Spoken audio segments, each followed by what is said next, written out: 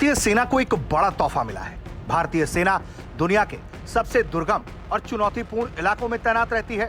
-50 degree से लेकर +50 degree Celsius तक के तापमान में सेना अपने भारी हथियारों, सैन्य साजो सामान के साथ देश की सीमाओं की रक्षा करती है। ऐसे में सबसे बड़ी चुनौतियों में से एक है हाई एल्टीट्यूड क्षेत्र में सैन्य वाहनों का ऑपरेशन।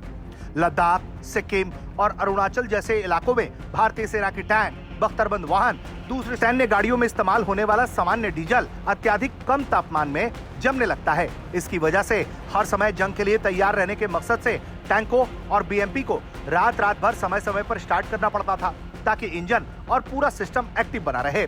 अब इस समस्या का समाधान निकाल लिया गया है।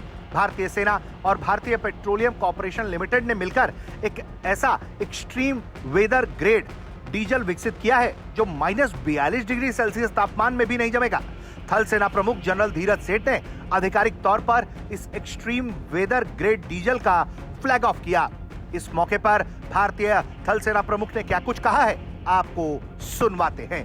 I'm from the Armored Corps, therefore basically being a tank man, and in fact our initial years till I was a CO, that is the first 20 years of my service, actually revolved around fuel, oil and lubricants, and more specifically diesel.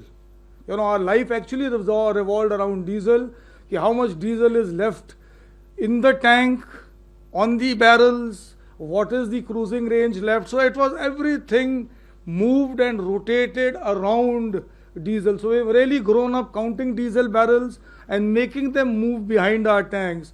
So I really can fully appreciate the kind of advantage that this particular XWG is going to render to both A vehicles, that is the tanks and vehicles of that category, as also the B vehicles, that is the lorries and the lighter ones, in these extreme weather conditions.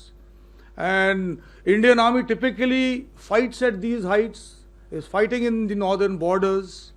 I have not had the opportunity to be serving there with my regiment, but both the regiments that I have served in were the pioneer regiments which actually operated in Neoma. In fact, to start with, and I was catching up with them last evening that I'm going to do for this launch ceremony, so what is it all about? And when I hear those kind of stories as to what they were doing prior to this introduction, is actually pretty harrowing. In fact, to the extent of even, in fact, can get very fatiguing, in fact, for that man who's that driver of that vehicle, who has to stay awake whole night, keeping that vehicle on and off maybe 3 to 4 times the night over. And then you are expecting him to be having a smiling face next morning. So as I see it, it's going to really impact the overall morale and the fatigue factor that evolved in those conditions over there. And less said the better. I'm told that they would even go and put a Bukhari under the fuel tank, which could have been disastrous to state the least. But that was what the requirement was, to make sure that the vehicle kicked off and started off in the morning. So it's a real game changer, if I can use that word, this XWG diesel.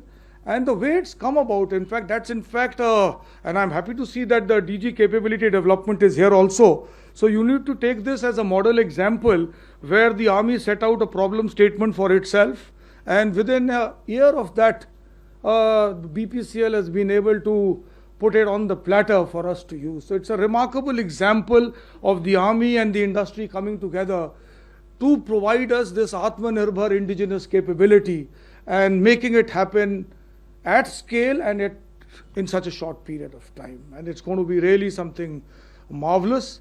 And what is most encouraging, I thought, is you've been able to achieve both ends with this fuel. If I can say, whatever little understanding I could make out of it, that you've gone down to -42 degrees Celsius as far as the pour point is concerned, and you've gone up to a flash point of about 50 degrees centigrade. So both ends of the spectrum this fuel is tackling is actually immense, and is going to really help us across the board.